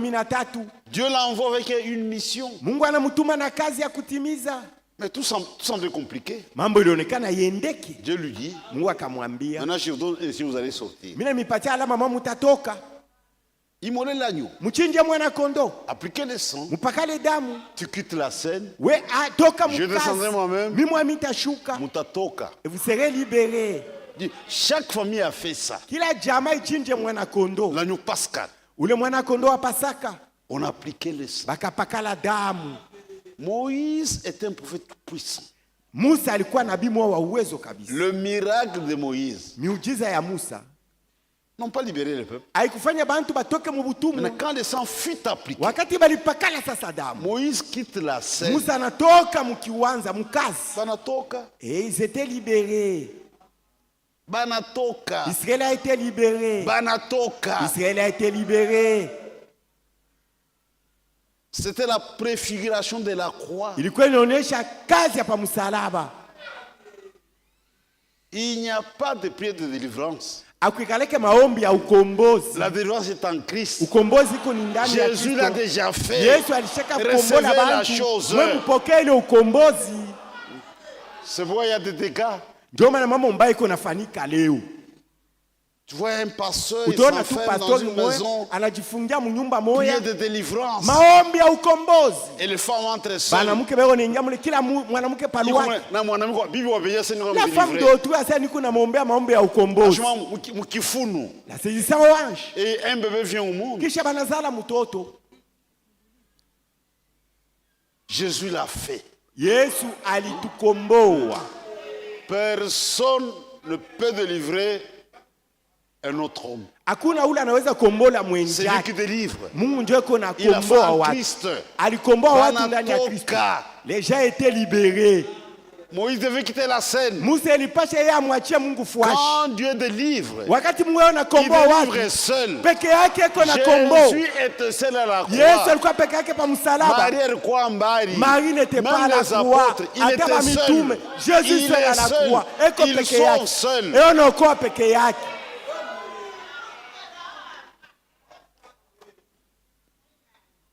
Le père de Joseph, un vieux prophète. Un vieux prophète. Joseph amène ses enfants pour la bénédiction. Joseph connaissait le loi d'Israël. Il place l'aîné à la droite, le cadre à la gauche. Mais son père en priant, il fait ça. Il dit pas comme ça. Non, c'est lui qui a croisé ça. À l'avenir, il y aura la croix. Et à la croix, le premier seront les derniers. Ils seront les premiers. Des ombres. Des ombres.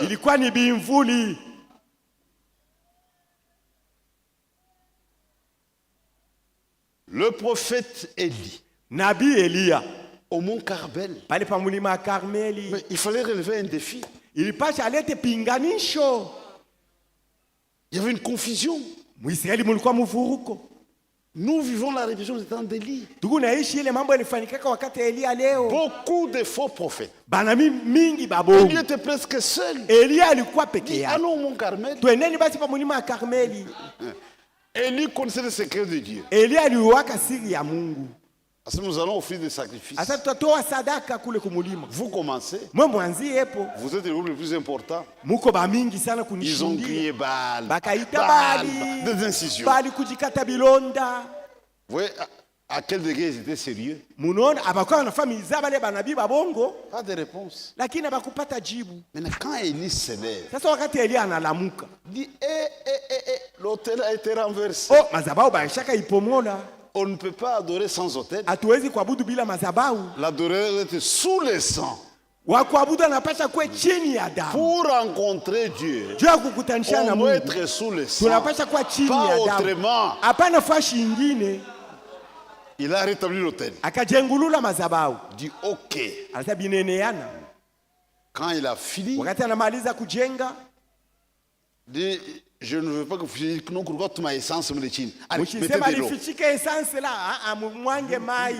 Pas une fois. 3 fois. Justification, sanctification, baptême Saint-Esprit. L'eau a débordé. Même le prophète de Baal.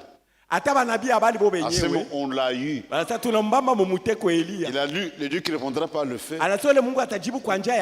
Mais l'eau doit éteindre le feu quand même. Il ne saura pas quoi faire. Mais lui avait les plans de Dieu. Verset remplissez. L'autel rétabli, c'est l'étude de la croix. Tout est en ordre. D'après la parole, il a bien observé. Il dit Seigneur, je fais toutes ces choses d'après ta parole. Pas d'après moi, d'après ta parole. Non, réponds-moi. Dieu a répondu. Ici, on n'agit pas nous faisons toutes choses d'après Dieu. C'est ça toute la différence. Voici mes fêtes.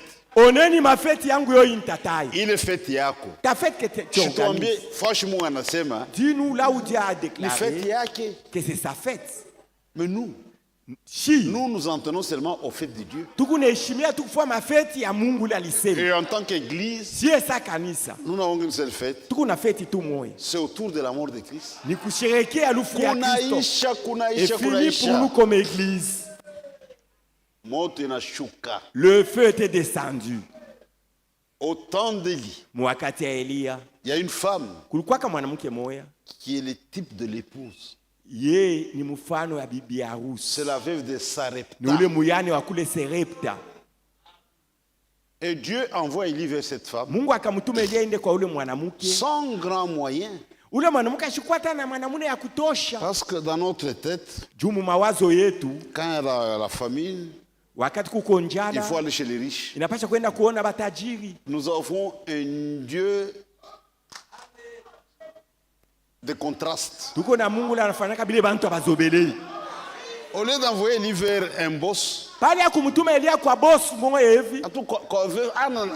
veuve qui n'avait absolument rien. Parce qu'il voulait aussi sauver la vie de la veuve.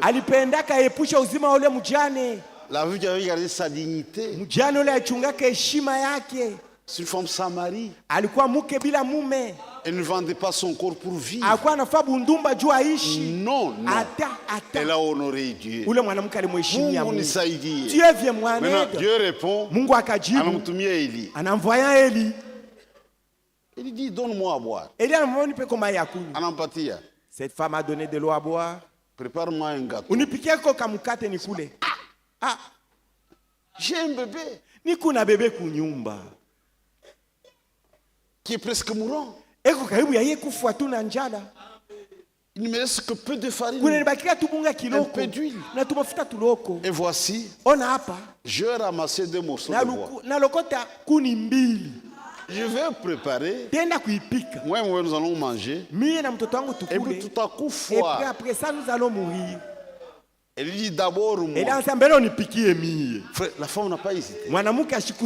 La femme a sacrifié son bébé. Dieu d'abord. Regardez cette femme. Le type de l'épouse. Un peu d'huile. Un peu de farine. Avec 2 morceaux de bois. Pour préparer, on croise le bois. C'est le type de la croix.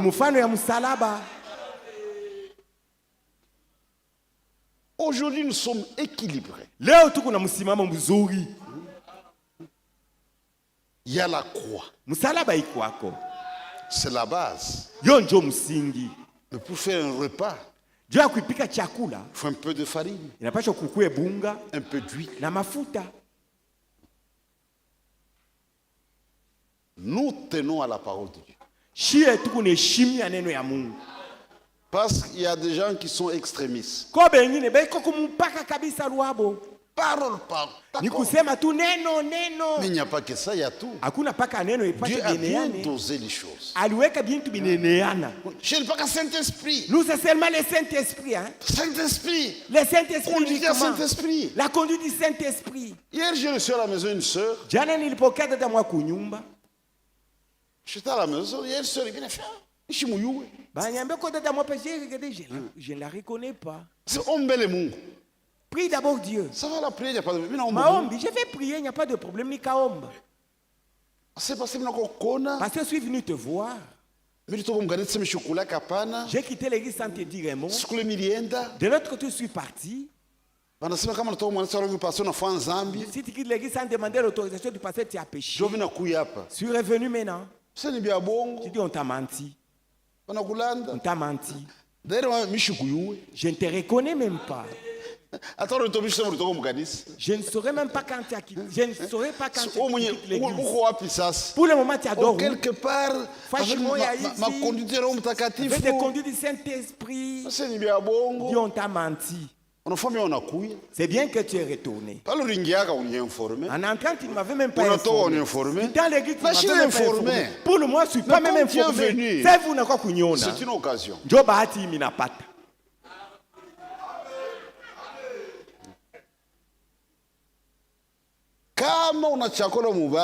Si tu as mal choisi, tu n'arrives pas à destination.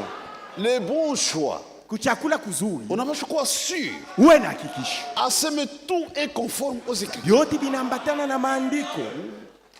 Même la conduite du Saint-Esprit hata uongozi wenyewe wa Roho Mtakatifu ne peut pas s'écarter de la parole de Dieu. Hawezi kutoka mu maandiko ya neno ya Mungu. En conduite du Saint-Esprit, uongozi wa Roho Mtakatifu, que la parole de Dieu détruit. Neno ya Mungu inakatala ile uongozi. Non. Hapana. Oh, kutabiri kumoya hivi. Jacques. Ule bibi ana bibi yako.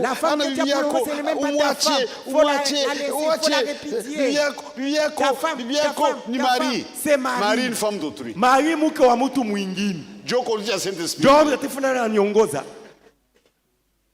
Est-ce que vous comprenez des choses comme ça? Binti ile namna mtabielewa je?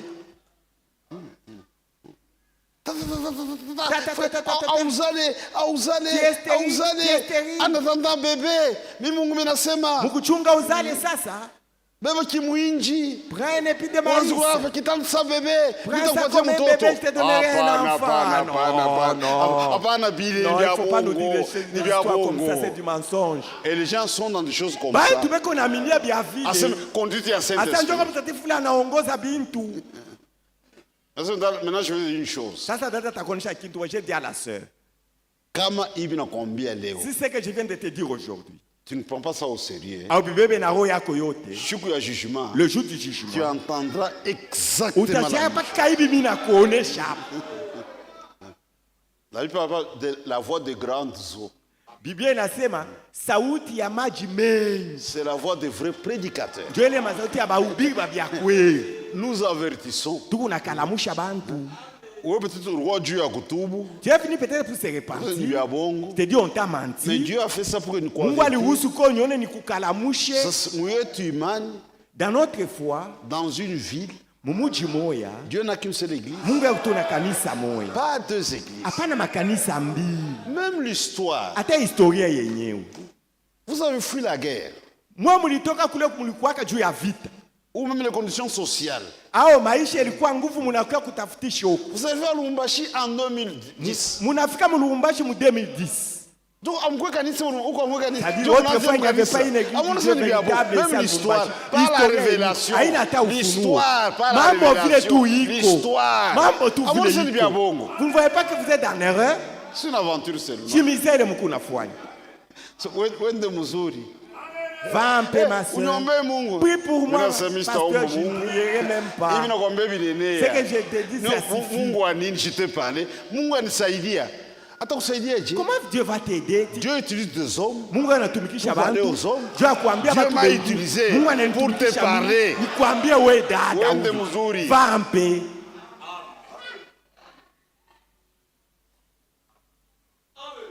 On est équilibré. La parole à sa place. L'esprit à sa place. Le croix à sa place. Mais ça forme la perfection. Frère, pas musalaba, frère, musalaba. La croix seulement. Ivrogne. Dieu musalaba gani? S'agit de quelle croix que tu parles? Bundumbo busho kupita. Dieu musalaba. Comme toujours a dit la prostituée de la ville. Dieu musalaba frère. Milwangu ni paka musalaba. Non. Hapana bia vile. Non. Hapana. Kama tunaenda kule, si nous allons à la croix, tunakufa bia kweli. Nous mourrons certainement. Kama tunatoka hako, nous quittons la croix, nous marchons en nouveauté de vie. Tunakuwa na maisha mpya mwenendo yetu. Frère Branham dans un message, c'est un petit message, vivant, mourant, enseveli, ressuscitant, revenant. Il a commenté ça. Dit vivant, il m'aima. Frère, hakuna muntu anatupenda plus que Yesu. Personne qui nous aime comme Jésus.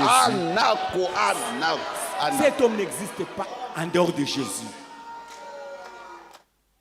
Dieu a tant aimé le monde. Mungu alipenda bantu sana. Mais c'est l'amour rédempteur. Ile mapendo ni ya kutukombola, kutuokoa. Et il a payé le prix. Na alilipa bei. En mourant, il me sauva. Wakati alikufa aliniokoa. Enseveli, wakati alizikwa, il emporta mes péchés au loin. Alibeba mazambi yangu anipeleka mbali. Quand je t'enseveli, wakati amutakiona, kintu bakikishika, vous ne verrez jamais cette quand chose. on enterre quelqu'un, bakizika muntu, quand vous passez devant un tombeau, ukipita mbele ya ile kaburi, c'est beau. ikoonekana ni kupambwa mzuri. Même les odeurs, le pourriture à c'est l'intérieur, enseveli. Harufu yote banisha izika mule chini. Ressuscitant, wakati alifufuka, il m'a gratuitement justifié. Alihesabia haki bila mimi kulipa kitu. C'est comme quand quelqu'un paye le prix. Ikusa muntu analipa bei ya kitu. On donne la facture. Banamupa facture. Pour justifier que arrive ya payé. Kuonyesha sasa réellement cet homme a payé la facture. C'est ça la résurrection de Christ. Ndio ufufuko ya Kristo. C'est la preuve ndio hakikisho que le prix a été payé. Bei ineshalipiwa. Et il revient na iko nakuya pour me prendre. Ndio kunibeba. Yesu iko nakuya. Jésus revient bientôt. Atuna mu Noël sheye. On ne fête pas Noël. Nous attendons le retour de Jésus. Et nous nous préparons. Na tuko najitayarisha. C'est pourquoi Paul dit. Ndiye maana Paulo anasema. Toutes les fois. Mara yote. Que vous mangerez ce pain. Mutakula hii mkate. Et que vous boirez cette eau. Na kunywa hiki kikombe. Vous annoncez. Mukuna tangaza. Ça dit, vous publiez. Mukuno tangaza mbele ya watu wote. La mort de Christ. Lufu ya Kristo. C'est ce que nous ferons ce soir. Joi magharibi kile tutafanya. Vous annoncez la mort de Christ. Muna tangaza lufu ya Kristo. Jusqu'à ce qu'il vienne. Kufika hadi paka na pala takuyaka. Nous commençons notre point de départ, c'est la mort. Jusqu'au retour. Jusqu'au retour de Jésus. Mais les autres gaspillent leur temps. Dans des futilités. Et quand nous venons, et quelqu'un comprend la cruauté du péché, vile zambi ilikuwa inaua kabisa. Et ce que cela a coûté à Dieu. Na bei ile limupashwa Mungu alipe. Frère, nous serons dans le respect. Tutakuwa ni mheshima yote. Et dans la crainte. Na muboka ya Mungu. On s'approche avec respect. Tunakaribia kumeza ya Bwana na heshima yote na boka. Il y a des choses terribles. Kwa bintu vya nguvu. Même le lavage de pieds. Hata kunawishana kwa bikanyanga dans le respect kutafanyika ni mheshima et dans la crainte. Na muboka ya Mungu. Quand vous terminez, ukimaliza kuosha miguu ya ndugu yako, dans le respect, unarudia mheshima tena muboka ya Mungu. Unaikala pafuashi yako. Mais il y a des frères et sœurs qui se comportent comme des profanes. Bwana fabintu saba jinga. Unasumbulia tu. Banaishi kisha banaanza kusumbulia sumbulia. Non mon frère. Hapana ndugu. Non ma sœur. Hapana dada. C'est faux. Ukifua vile ni mubaya. C'est faux. Kufanya kuisha kuosha miguu kwanza kusumbulia ni mubaya. Tout doit se terminer dans le respect. Ukunamaliza mheshima kabisa na muboka ya Mungu. Unaisha lavage. Unaisha kuosha miguu ya ndugu yako terantra hata place. Tunaendelea kuimba. Nous glorifions le Seigneur. Tunamtukuza Bwana Mungu. Le mot de la fin, la prière de la fin. Kisha maombi ya mwisho. Bana tukongédier. Banasa tuendeni. Jo tunatoka. Tensikiza lo quitter l'église. Qu'on ne trouve pas quelqu'un. Basikute muntu. Ou quelques frères. Au banduku kundi fulani. À l'aise. En train de s'entretenir bene kutulizana luabo. Là vous n'avez rien compris. Bala ukuelewa lufu ya Yesu. On ne doit pas se précipiter. Haipashi kwenda fabintu mbio mbio. Boire 4 fois 5 fois. Unapenda kunywa mara 4 mara 5. À moins que cela soit autorisé par les diacres. Inawezekana mpaka shemashi kwenda kunywa mara ya pili. Unakunywa hapa. Tu prends ici, tu changes. Tu montes là-haut, tu prends encore. Tu n'as rien compris. Wa ukuelewa kitu. Tu n'as rien compris. Au kuelewa maana ya lufu ya Kristo. Ça se passe dans le respect. Tukunafanya meza ya Bwana mheshima yote. Et dans la crainte. Na muboka ya Mungu. Unasema on était foutus. Tulikuwa wenye kupotea kabisa. Il y a eu un homme. Kulikuwa mtu mmoja. Par amour. Vile alitupenda. Qui nous a aimés. Alitupenda dans sana. Sa miséricorde. Rehema yake. Il a pris ma place. Cet homme était mort pour moi. C'est moi qui méritais la mort.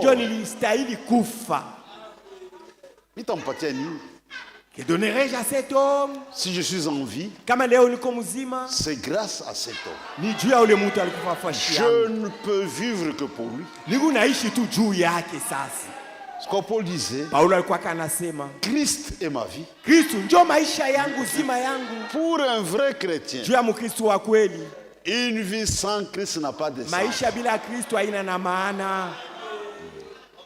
Donc, je vois que vous avez saisi quelque chose. Les églises de l'Antichrist, bonne Noël. Fête Noël. Quant à nous, nous commençons à partir de la mort de Jésus. Vers le retour. Et l'actualité aujourd'hui, il ne s'agit même pas de la fête de Noël. C'est le retour de Christ. C'est là où nous nous trouvons aujourd'hui. Christ est déjà mort. Christ alishakufa. Il a été enseveli. Balishaka muzika. Il est ressuscité. Na alishaka fufuka. Mais l'actualité, mambo ya leo, nous l'attendons. Tuko na muchungu. Et Dieu qui nous aime. Ule Mungu mwenye kutupenda. Dieu qui nous aime. Mungu ule mwenye kutupenda. C'est niko nakuya. Il dit je viens bientôt. Maintenant, j'ai mon cadre de préparation. Sasa niko nafuashi ami kujitayarishia hapo. Anatufuchika pale. Unukacha à cet endroit. Dit, je vous envoie Élie. Asema mimi mitumie Elia nabii. Avec un message eko nakuya na ujumbe de préparation. Ya kujitayarisha kwetu. Le message de l'heure. Ujumbe ya wakati. La vraie destination, c'est l'épouse. Ça nous aide à être prêt pour le retour du Seigneur. Et nous disons avec force, en dehors du message, personne ne sera enlevé. En dehors de la mort de Christ, hakuna salut. Et Dieu nous a honorés. Et il y a même des instructions pour notre préparation. Dieu a pris toutes les dispositions. Nous avons tout reçu. Et l'époux se prépare. C'est un temps de préparation. Que le Seigneur vous bénisse. Je crois que cet après-midi, nous serons ensemble pour nous rappeler. Mais je dis une chose. C'est tout le jour qu'on devrait se souvenir de la chute calvaire. Tous les jours. Pas un jour de la semaine. Tous les jours. Et nous vivons dans cette présence. Que le Seigneur vous bénisse. Il est 11h01 chez moi. Ça va. Nous pouvons nous lever et remercier le Seigneur pour le calvaire qui nous aide à nous rappeler continuellement de cela. Tu vois, Israël a une histoire. Ils peuvent se souvenir. Le jour si les rochers n'avaient pas donné des eaux, quand on avait soif, quand on allait mourir avec nos enfants. Est-ce qu'on comprenait? C'était le type du calvaire. Je m'éteindrai sur le rocher. Frappe le rocher. Il donnera des eaux. Si Jésus n'était pas mort au calvaire, comment allait être notre sort? Ça, je ne peux pas oublier. Je n'oublierai jamais calvaire. Même devant une difficulté, un problème, mambo, je me souviendrai toujours du calvaire.